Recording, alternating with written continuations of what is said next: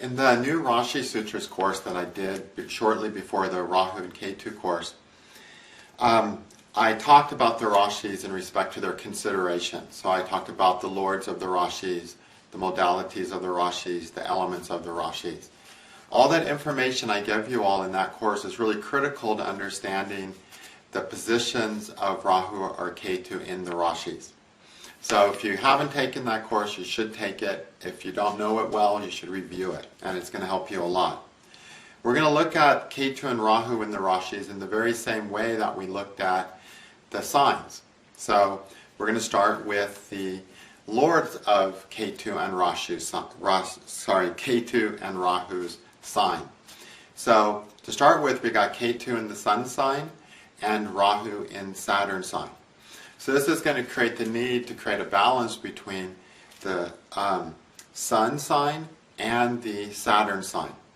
So anytime you look at Ketu and Rahu in a sign, you're always trying to, the person's always in need of developing a balance between those two lords.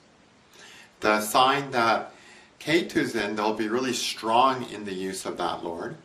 Okay? The sign that the Saturn's in, the sign that Rahu's in, the lord of that sign, they'll struggle with the use of that. So if you see Rahu in Jupiter's sign, you know they're going to struggle with Jupiter things. They're learning Jupiter things. Even if Jupiter's exalted, they still have more things to learn to be able to make the most of their Jupiter that's exalted. Okay?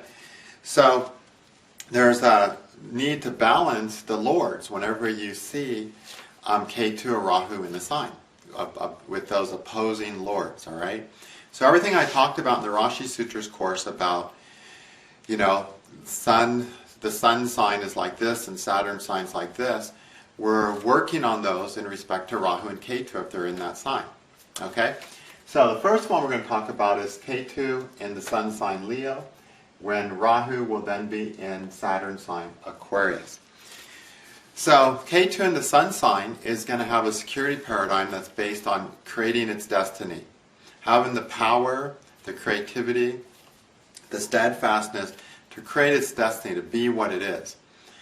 But as always with Ketu, we always fall short of Ketu. We always fall short of it. Whatever it's influencing, we fall short of it. So the idea that I'm going to create my destiny, I'm going to create a life worth living for myself and others. That's what Leo's all about. I'm going to be what I am, and out of that I'm going to create my kingdom. That's Leo, because of the sun ruling it. And a Ketu and Leo person is going to avidly pursue that, very much do that. So they'll have a strong solar or Leo nature. However, from Ketu's perspective, whatever it is that they do achieve is never enough. They're always noticing their shortcomings. They're always noticing how they create less than they envisioned, or how they created less than they could, or how they did a worse job than they could. There's a huge degree of self-doubt on the person, where they start feeling unsure about themselves because whatever it is they do, no matter how wonderful it is, how great their kingdom is, there's always the feeling that it's not good enough, because that's what Ketu does. Ketu wants absolutes, but he's dealing in a world of less than absolutes. So whatever he does is less than perfect. Okay? Whenever you see Ketu in Leo, or Ketu with the sun, you get a strong feeling of the person having a lot of self-doubts, becoming very aware of their imperfections. They very much see where they miss, the points they miss rather than the points they got. So if they get 99% on a test, they see the 1% they didn't get, not the 99% they did get. So they're very hyper-aware of where they're less than perfect, because that's the sun's nature. That's Leo's nature, is to express itself perfectly. But Ketu in the sun sign, its definition of perfect is not realizable. And so falling short of that, the person starts to question themselves, starts to doubt themselves, and doesn't really feel good about themselves. Because they're trying to operate as a human born on earth as a perfect entity. And that's not going to happen. But I tend to counsel people when they have Ketu in Leo, I talk to them about how hard they are on themselves, how they're very self-critical. They always see the things that they didn't achieve, the points they missed, the imperfections, rather than seeing how much good or what they really did succeed in. And I tell them to redefine their view of perfection. And always with Ketu, we have to redefine our view of perfection. Because whatever planet he's with, whatever signs he's in, he wants perfection. And he's not going to be happy with anything else. But in this created world, we're going to be only falling, the most we're going to get is 25% of the perfection of our souls, which is a really low score, right? It's not even an F, it's like below an F grade. So, Ketu creates this unhappiness as a result of not achieving its goals in the area of life it's in. So I always tell people to redefine their idea of perfection. And that's most important when it comes to the sun, okay, or it comes to Leo. Because that's where the need to be perfect is the strongest, because the perfection revolves around the person's own way of being, okay? Whereas with Ketu and other signs, there's a need that, okay, this is perfect, but that's different than I am perfect. Leo is like, I am perfect, I need to be perfect. And there's a lot more burdens, a lot more weight to that than anything else in our lives being perfect, okay? So I always tell them to redefine perfection. That perfection is not 100%. It's not perfect. Perfection is a perfect blend, a perfect balance of your merit, everyone who's involved, their merit, and any plus or minuses according to God's will. That's perfection. And that's always going to be less than 100%. But that's the perfect moment, that's a perfect creation, that's a perfect experience, that's a perfect action, that's a perfect deed, is that mix of one's own merit, the merit of everyone else involved, plus or minus any merits or demerits, and plus or minus any, desires of God's will. And that's the perfect moment. That's what's manifesting right now, which makes every moment a perfect moment for what it's meant to be. Because life is not supposed to be perfect. We're not supposed to do a perfect job for everybody, because they don't have the merit, the karma, the fate to have a perfect job done for them. So they have to burn their karma. So by doing an imperfect job, it's the perfect thing that they need. So that's what Ketu needs to understand in respect to the planet it's influencing or the sign it's in. But this point is the most strongest, felt and needs to be understood the most when Ketu's in Leo, okay, or when Ketu's with the sun. Because eventually the people can become so frozen because they become so paralyzed because they feel so much that they can never achieve the good thing, and it hurts them. They'll do a good job, people will thank them, and they'll feel pain and hurt inside. They'll literally feel bad because they're so aware of their shortcomings that they can't appreciate the thanks. The thanks are reminders of their shortcomings. Okay? What I've written here is, Ketu in the Sun's Rashi believes that as long as they know who they are, and as long as they are able to be what they are, they'll be safe in this world. So again, there's a security paradigm. There's this great need. The person feels the minute they don't do a great job, they're not in charge. They're not in charge of their life. They're not creating. They're not making the world a better place. They're not the ones who are most able, most correct, in charge. The ones who are the most perfect, basically, the most noble. The minute they don't have that, they start feeling like, oh no, I'm going to be in trouble. Okay? They start thinking that life will go wrong. And just to be a normal person, a lazy slob of a person, Ketu and Leo can't stand that, because that makes them think they won't survive if they're a lazy slob. Okay? And of course, a lazy slob is Saturn, where Rahu is.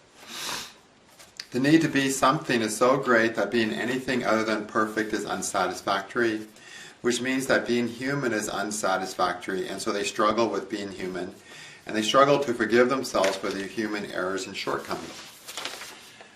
So the need to be solar, to be perfect, to always be there. Really, what is perfect? Perfect means always being there with one's full consciousness, full abilities to do the perfect job in all situations at all times. To always be the one that people look at because that person is the most capable. And with respect to Leo, consistency is a big thing. It's a fixed sign. It's about consistency. A person can't be that all the time. Okay? A person can be that occasionally, but they can't be it all the time. But the Ketu in Leo, and the sun sign person, when they're not that, they start feeling insecure. They start feeling like problems are going to happen. Okay, that things won't work out. And ultimately, after, there's first this need to be in that situation, to be on top of themselves. Okay? And I use that word, to be on top of themselves. It's not that they really need to be on top of other people. They need to be on top of themselves. Because they're very self-critical. Very hard on themselves. But as they realize that they're never able to do as good as they want to do, they're never able to be as perfect as they want to be, they can actually start feeling so much doubts that they don't want to act anymore. They don't want to do any things anymore. They can just let go and give up of things. And that's actually a healthy point. That's the point where they are shifting into the learning the Rahu in Aquarius. Okay? So, Rahu in Saturn's Rashi feels vulnerable for being human, to be just like others on Earth.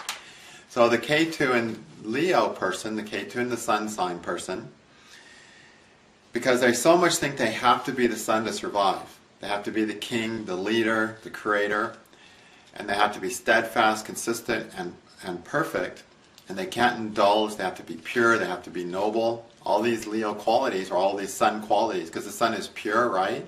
The sun is intelligent. He knows the right things to do.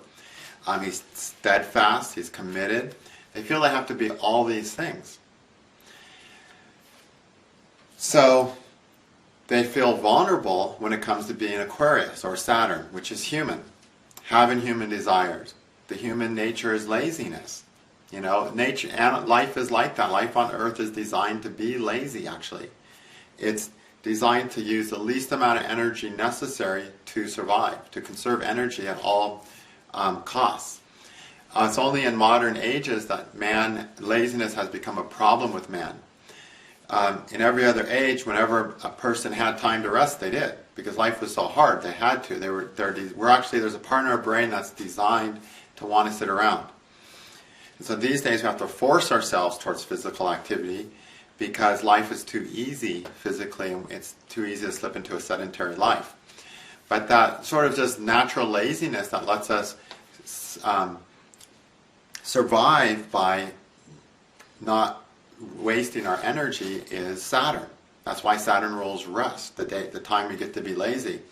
The sun, of course, just shines and blazes forth and never quits. He's all the time blazing forth with his full brightness. And that's what Ketu and Leo wants to be like that. But eventually it can't sustain that. It needs to rest.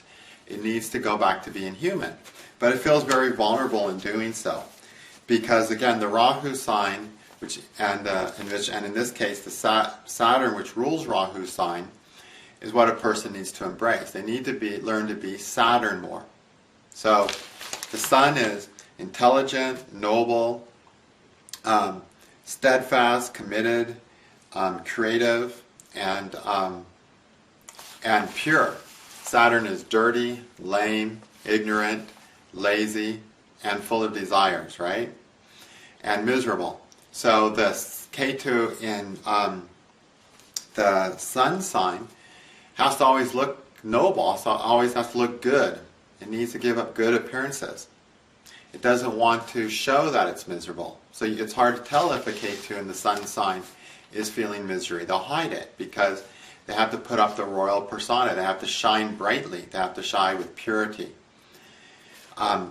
Saturn, on the other hand, represents misery. So they have to learn to be miserable, decrepit, lazy, desire-fulfilled, people who want to get everything as easily as possible. That's Saturn. Okay? But there's a purpose to that Saturn too. So it's hard for them just to be human, to be just like others on Earth, an imperfect being, predisposed to death, and thus they fear death and disease. So Ketu in the sun sign, because Rahu's in the Saturn sign, they're scared of all things Saturnian. They're scared of disease. They're scared of death. These are things that remind them that they're mortal, that they're not this divine shining light that they want to be, that they're mortal. They have these mortal bodies. They are going to die. They are going to wither away. They're going to become incapable. They're going to become senile, decrepit, old people who can't function, who can hardly do anything, not to mention be perfect. And the thought of being that way, the thought of having those experiences, is very threatening to the Ketu and Leo, because their security paradigm is all based upon being the sun, okay, being the everlasting center of the universe that shines brightly and purely, okay. But what they won't be able to keep that up, okay. Okay, so they fear death and disease, though their need to be, to exist, as shown by Ketu's position, makes them think that they can combat any such fear successfully. Thus, they are not prone to anxiety surrounding death that those with Ketu and the moon's Rashi possess. I'll talk about that in the next video, I think. Eventually, they must come to terms with the fact that they are imperfect mortal beings who must find happiness with themselves just as they are, not as the perfect being they thought they must be. So at some point, the Ketu and Leo person, the Ketu and the Sun's Rashi person, needs to realize that being the sun is not working for them. They've tried to be perfect, they tried to shine all the time, they've tried to be consistent, and now they've gotten to the point that they can no longer tolerate their lives. They can no longer function in their lives. And at that point, they just want to blow everything up and just leave everything. They just keep going. They keep being as pure and perfect and consistent in their lives as they can, until they just can't anymore. It's no longer emotionally and physically and mentally possible, because they're burnt out, completely burnt out, to the point that they don't even care anymore.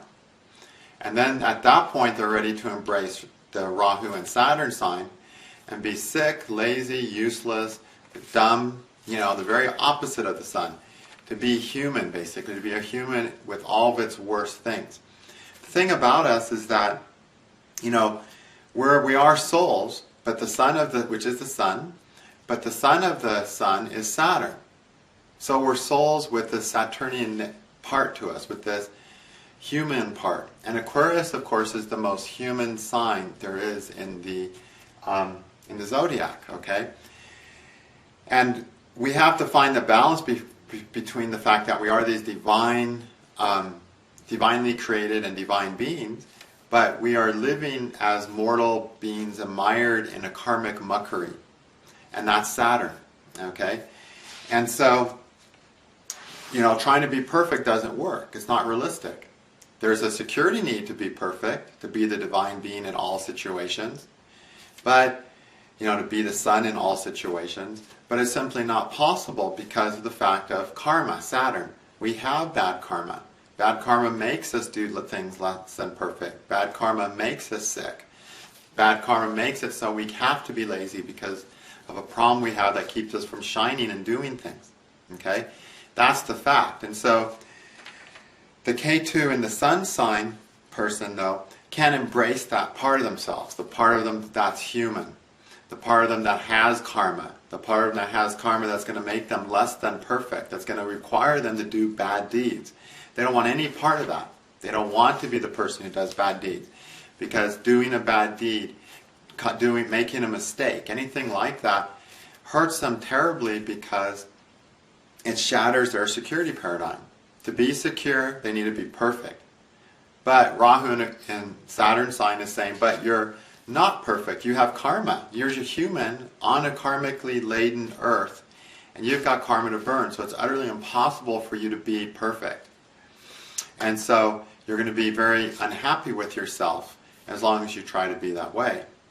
And that's why I tell the people to redefine perfection when Ketu's in the sun sign.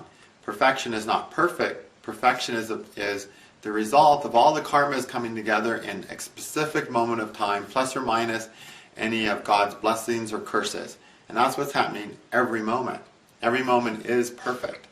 So you need to learn to see how every moment of being a human, which is Rahu and Saturn sign, is a perfect moment, which is what Ketu in the sun sign wants. Okay? But they don't see it that way at first. They see perfection and something that's not achievable by any mortals. They'll try it and they'll need to be that way, and they'll hide things to look that way.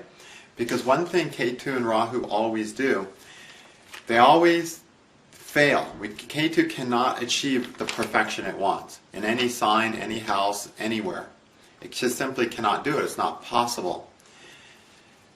But it's trying to always achieve that perfection because it wants to appease the world it's around. It wants to appease the gods, the people, to look, which basically means it wants to look good. It wants to look perfect. Because you remember I said how Ketu is always needing to, or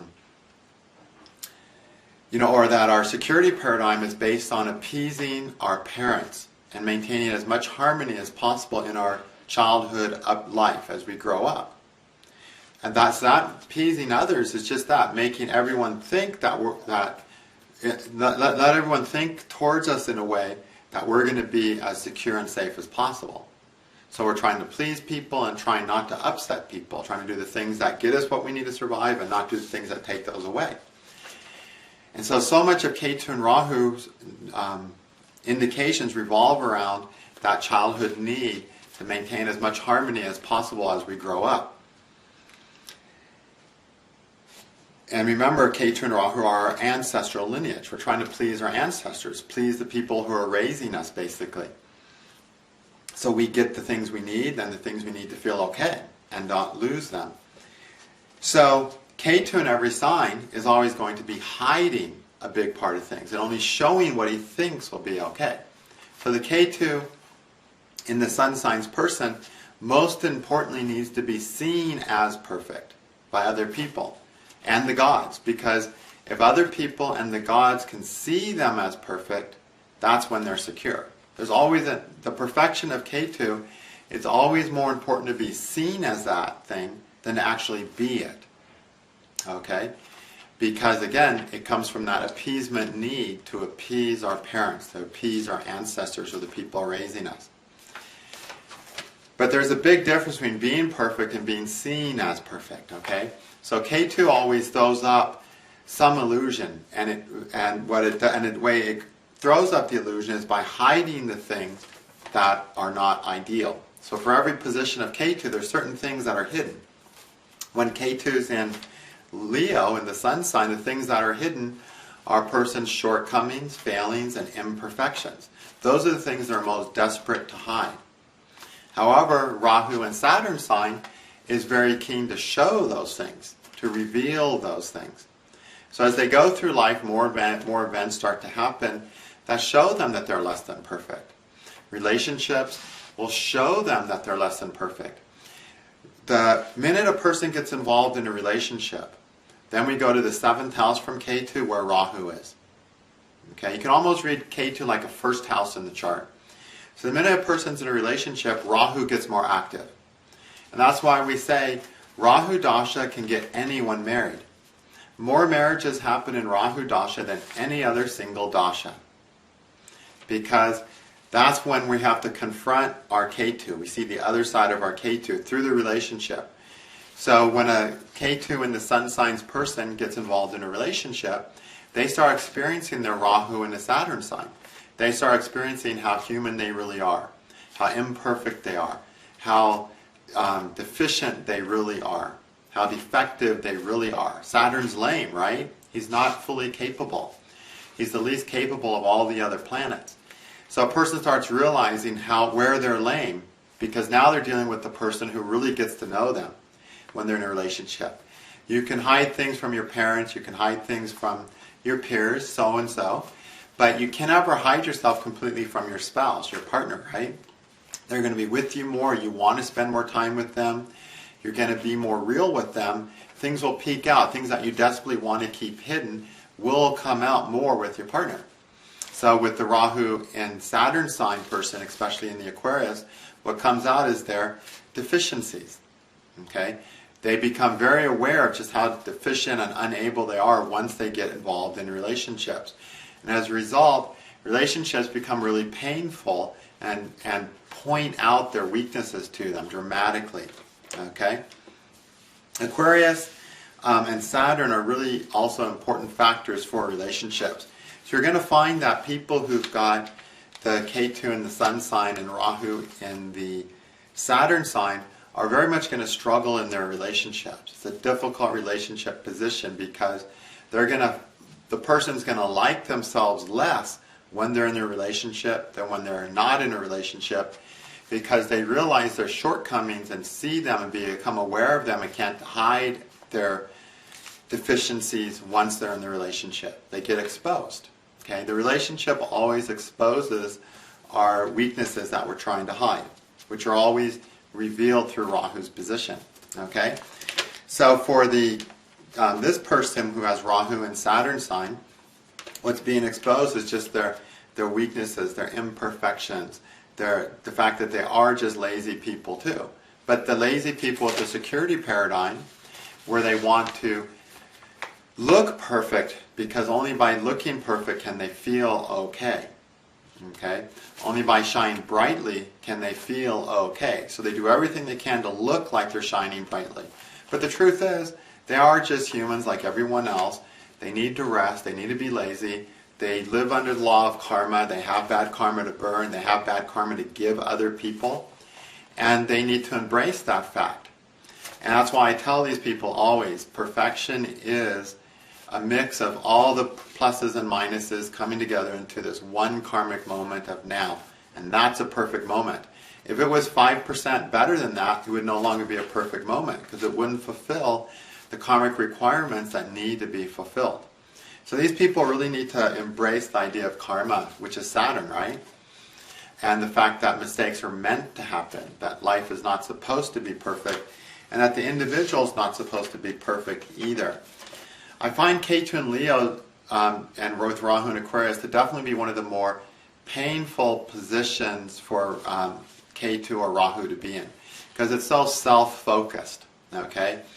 And there's so much self-doubt. The person has a really hard time getting away from the Rahu-Ketu issues because, Leo, the sun, is the core of all of us, okay?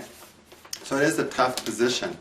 Some books have said that it's really interesting. If you look at the old books, and you look at what dignities they give to Rahu and Ketu, where is Rahu exalted? Where is Ketu exalted? What are their own signs? What are their mula trikonas?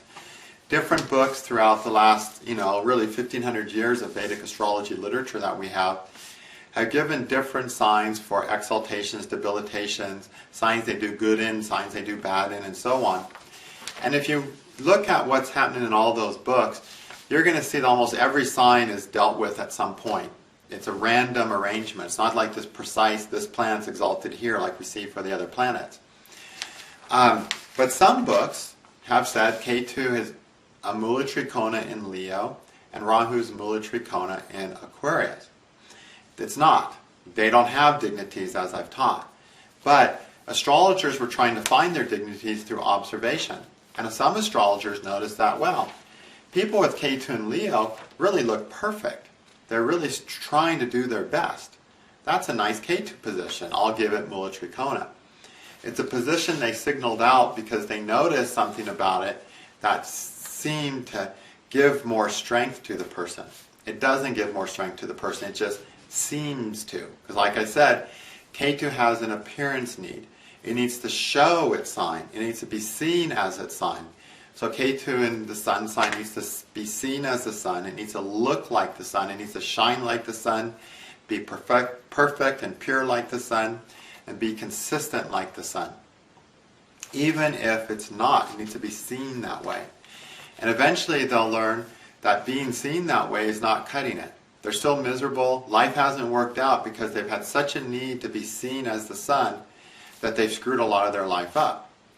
And so now, eventually they'll embrace the Rahu in Saturn sign and learn to be seen as a human, to be seen as lazy.